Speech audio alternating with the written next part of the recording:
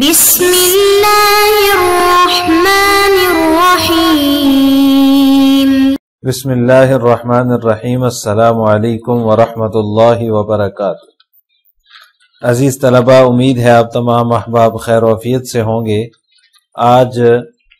مسند امام اعظم کا سبق نمبر 141 ہے، اور اس سبق کے اندر ہم شراب نوشی کی جو سزا احادیث میں بیان ہوئی ہے اس کی تفصیل پڑھیں گے۔ وبه قال حدثنا ابو حنیفة عن يحيى عن ابن مسعود رضی اللہ تعالی عنہ قال اتاه رجل بابن اخ له نشوان قد ذهب عقله فامر به فحبس حتى اذا صح وافاق من السكر دعا بالصوت فقطع ثمرته ثم رقه ودعا جلادا فقال اجلده على جلده وارفع يدك في جلدك ولا تبدأ ضبعيك قال وانشأ عبد الله يعد حتى اكمل 80 جلدة خلى سبيله فقال الشيخ يا ابا عبد الرحمن والله انه لابن اخي ومالي ولد غيره قال شر العم والي اليتيم انت كنت والله ما احسنت ادبه صغيرا ولا سترته كبيرا قال ثم انشأ يحدثنا فقال ان اول حد اقيم في الاسلام لسارق اتي به الى النبي صلى الله عليه وسلم فلما قامت عليه البينة قال انطلقوا به فاقطعوه فلما انطلق به نظر الى وجه النبي صلى الله عليه وسلم نظر الى وجه النبي صلى الله عليه وسلم فكأنما صف عليه والله الرماد فقال بعض جلسائه يا رسول الله لكأن هذا قد اشتد عليك فقال وما يمنعني ان يشتد عليها ان تكونوا اعوان الشيطان على اخيكم قالوا فلولا خليت سبيله قال افلا كان هذا قبل ان تأتوني به فإن الامام اذا انتهى اليه حد فليس ينبغي له ان يعطله قال ثم تلا وليعفوا وليصفحوا۔ اس کا ترجمہ یہ ہے کہ یحییٰ کہتے ہیں ابن مسعود رضی اللہ تعالیٰ عنہ کے پاس ایک آدمی جو ہے وہ اپنے بتیجے کو لے کر آیا جو نشے کی حالت میں تھا۔ اس کی عقل جو ہے وہ ختم ہو چکی تھی، قد ذهب عقله، اس کی عقل معاف ہو چکی تھی۔ فامر به فحبس، تو حضرت ابن مسعود رضی اللہ تعالیٰ عنہ کے حکم پر اسے قید کر دیا گیا، یہاں تک کہ جب اسے نشے کی حالت سے افاقہ ہوا دعا بالصوت، تو حضرت ابن مسعود رضی اللہ تعالیٰ عنہ نے کوڑا منگوایا، فقطع ثمرته ثم رقه، اس کا پھل کاٹ کر اسے نرم کیا، ودعا جلادن، اور جلاد کو بلا کر فرمایا، فقال اجلدہ علی جلدہ، اس کے جسم پر کوڑے لگاؤ، کوڑا مارنے کے لیے ہاتھ تو بلند کرنا، ولا تبدأ ضبعیک، لیکن اپنے پہلوؤں کو ظاہر نہ کرنا۔ قال وانشأ عبد الله يعد حتى اکمل 80 جلدة خلى سبیلہ، اور حضرت عبداللہ رضی اللہ تعالی عنہ نے جو ہے وہ کوڑوں کو گننا شروع کیا، یہاں تک کہ جب 80 کوڑے پورے ہوئے تو انہوں نے اس شخص کو رہا کر دیا۔ فقال الشیخ،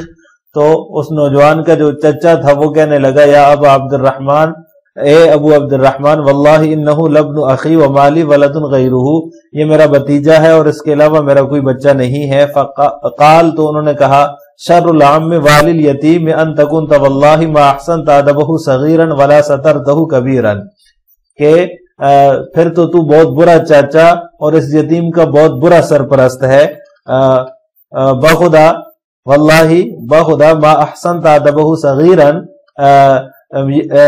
تو نے بچپن میں سے اچھا ادب نہیں سکھایا، ولا سترتہ کبیرا، اور بڑے ہونے کے بعد اس کے عیوب پر پردہ نہیں ڈالا۔ قال ثم انشأ يحدثنا، فقال، پھر حضرت ابن مسعود رضی اللہ تعالی عنہ جو ہے وہ ہمیں حدیث سنانے لگے کہ ان اول حد اقیم فی الاسلام، کہ سب سے پہلی حد جو اسلام میں جاری کی گئی وہ ایک چور کی سزا تھی، اتی به الی النبی صلی اللہ علیہ وسلم، جسے نبی کریم صلی اللہ علیہ وسلم کی خدمت اقدس میں لایا گیا۔ فلما قامت علیہ البینہ، تو جب اس پر بینہ قائم ہو گیا، یعنی گواہی قائم ہو گئی اس کے خلاف، تو آپ صلی اللہ علیہ وسلم نے فرمایا اسے لے جاؤ، فاقطعوہ، اور اس کا ہاتھ کاٹ دو۔ جب اسے فلمن طلق به نظر الى وجه النبی صلی اللہ علیہ وسلم، جب اسے لے جایا جانے لگا تو کسی کی نظر آپ صلی اللہ علیہ وسلم کے چہرہ مبارک پر پڑی، فکأنما صف علیہ واللہ الرماد، ایسا محسوس ہوتا تھا بخدا کہ گویا نبی کریم صلی اللہ علیہ وسلم کے چہرہ انور پر راکھ بکھیر دی گئی ہو۔ یہ دیکھ کر ایک صحابی نے بعض جلسائی فقال بعض جلسائی، ایک صحابی نے پوچھا یا رسول اللہ لکأن ھذا قد اشتد علیک، گویا کہ یہ چیز آپ پر گراں گزر رہی ہے، ایسا محسوس ہوتا ہے کہ یہ چیز آپ پر گراں گزر رہی ہے۔ فقال، تو آپ نے فرمایا وما یمنعنی ان یشتد علی ان تکون اعوان الشیطان علی اخیکم، گراں کیوں نہیں گزرے گی کہ تم اپنے بھائی کے خلاف شیطان کے مددگار ثابت ہوئے۔ قالو، تو صحابہ نے عرض کیا فلولا خلیت سبیلہ، آپ نے اس کا راستہ کیوں نہ چھوڑ دیا، اسے چھوڑ کیوں نہ دیا۔ قال افلا کان ھذا قبل ان تاتونی بہ،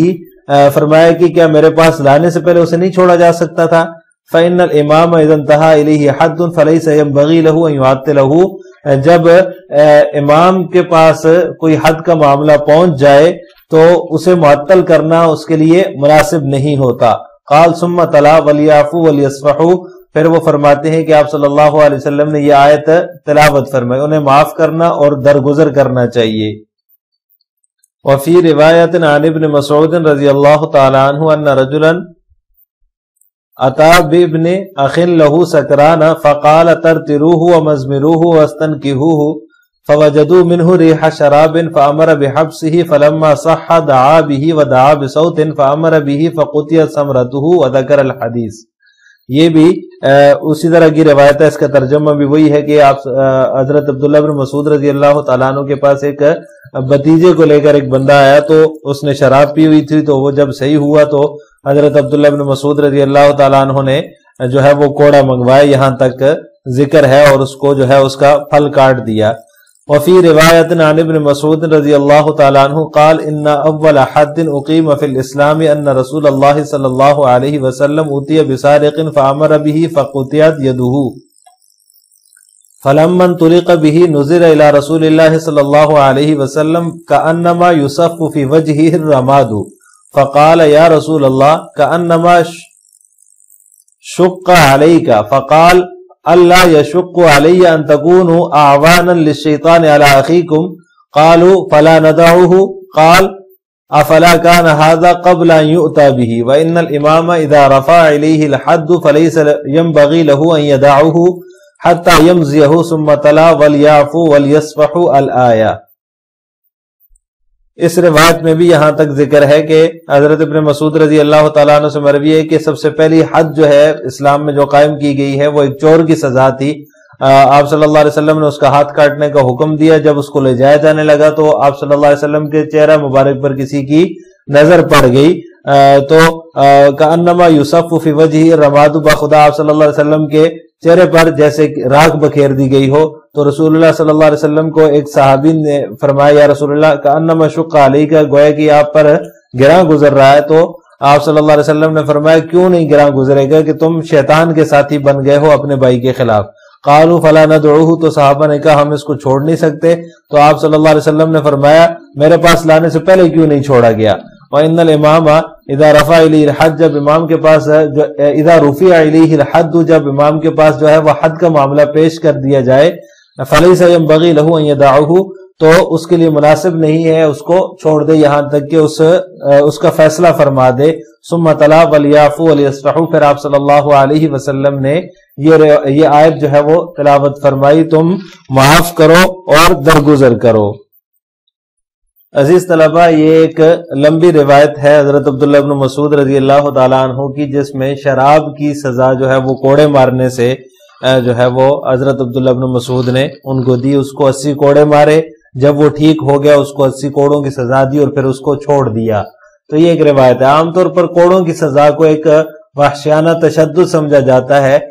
تو اس لیے یہ بات ذہن میں رہے کہ یہ سزا ہر کس و ناکس کو دینے کی کوئی ضرورت نہیں ہے، یہ صرف اسی کو دی جائے گی جس سے جرم سرزد ہوا ہے، اور اس میں شریعت نے جرم کے ثبوت کا ایک کڑا نظام رکھا ہے۔ یعنی کہ یہ نہ سمجھا جائے جس طرح کہ پولیس کی سزا ہوتی ہے، ہر کسی کو پکڑا اور جو ہے اس کو مارنا شروع کر دیا. تو ایک تو سزا کا، جرم کے ثبوت کا جو ہے وہ ایک کڑا نظام ہے. جرم ثابت ہوگا تو صرف اسی کو یہ سزا دی جائے گی، ہر کسی کو یہ سزا نہیں دی جائے گی. شریعت نے ایک نظام رکھا ہے اس لیے یہ نہیں سمجھنا چاہیے کہ پولیس کے تشدد کی طرح یہ بھی ایک وحشیانہ تشدد ہے. اور پھر کوڑے مارتے ہوئے بھی شریعت نے ایک حد مقرر کی ہے کہ ہاتھ سر تک بلند کیا جائے، سر سے پیچھے لے جا کر پوری طاقت کے ساتھ جو ہے وہ استعمال کرنے کی کوڑے کو، اس کی ممانعت ہے. اس طرح سے جو ہے وہ سزا دینے کا شریعت نے منع کیا. جیسے کہ اس روایت میں ہے، حضرت عبداللہ بن مسعود رضی اللہ تعالیٰ عنہ نے ان سے کہا کہ جو ہے وہ آپ کے پہلو نظر نہیں آنے چاہیے، اتنے ہاتھ اٹھاؤ گے پہلو نظر نہ آئے. مطلب یہ کہ سر تک ہاتھ اٹھائیں گے تو پہلو نظر نہیں آئیں گے، ہاتھ سر سے پیچھے لے جائیں گے، فل جو ہے وہ زور سے مارنے کی کوشش کریں گے پوری طاقت لگا کر، تو اس صورت میں جو ہے وہ پہلو نظر آئیں گے. تو اس لیے شریعت نے اس سے بھی منع کیا ہے. تو بہرحال پورے معاشرے کو محفوظ کرنے کے لیے اگر ایک آدھ بندے کو سزا دینے کی ضرورت پیش آتی ہے اور اس کو ایک آدھ بندے کو سزا ملتی ہے تو یہ پورے معاشرے کو محفوظ کرنے کے لیے کافی ہے. یہ ضروری نہیں ہے کہ ہر کسی کو کوڑا مارنے کی سزا دی جائے. اگر ایک بندے کو سزا مل گئی تو پورا معاشرہ محفوظ ہو جائے گا. اور دوسری بات یہ ہے کہ جیسا کہ روایت میں بھی ہے، آپ صلی اللہ علیہ وسلم نے وَلْيَعْفُوا وَلْيَصْفَحُوا کی جو آیت ہے وہ تلاوت فرمائی. صحابہ نے جب پوچھا کہ آپ پر گراں گزر رہا ہے تو آپ صلی اللہ علیہ وسلم نے فرمایا کیوں نہیں گراں گزرے گا، تم اپنے بھائی کے خلاف شیطان کے مددگار ثابت ہوئے ہو. تو پھر صحابہ نے پوچھا یا رسول اللہ چھوڑا نہیں جا سکتا اگر اس کو چھوڑ دیا جائے؟ تو آپ صلی اللہ علیہ وسلم نے فرمایا کہ قاضی تک پہنچنے کے بعد جب حد کا معاملہ پہنچتا ہے تو پھر اس کو معطل نہیں کیا جا سکتا، اس کو معطل کرنا مناسب نہیں ہے، بلکہ قاضی تو پھر جو ہے وہ سزا جاری کرنے کا پابند ہے. قاضی تک پہنچانے سے پہلے ہی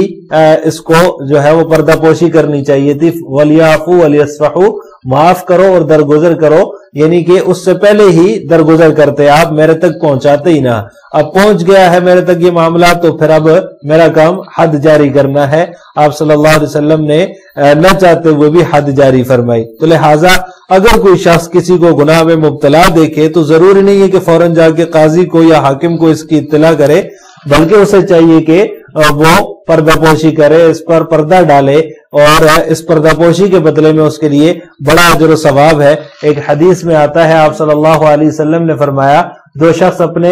بھائی کے گناہوں کو جو ہے وہ چھپاتا ہے، اس کے عیوب پر پردہ ڈالتا ہے، تو اللہ تعالیٰ قیامت کے دن اس کے عیوب پر اور اس کے گناہوں پر پردہ ڈالے گا اور اس کی پردہ پوشی فرمائے گا. اس لیے آپ صلی اللہ علیہ وسلم نے یہ ترغیب دی ہے کہ قاضی تک پہنچانا ہر بات کا ضروری نہیں ہے. اگر کسی کو گناہ میں مبتلا دیکھو تو اس کو معاف کرو، درگزر کرو، اپنی جگہ پیار سے سمجھاؤ، اس کو جو ہے ترغیب دو تو وہ سزا سے بچ سکتا ہے. تو لہٰذا ہر چیز کو حاکم تک پہنچانا یہ ضروری نہیں ہے. پردہ پوشی کا شریعت نے حکم دیا ہے، لہٰذا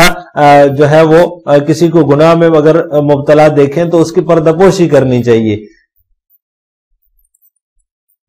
لہٰذا آج کے سبق کا خلاصہ یہ ہوا کہ ہم نے کتاب الحدود کے تحت شراب نوشی کی سزا اور عیوب پر پردہ ڈالنے کے بارے میں تفصیل پڑھی ہے.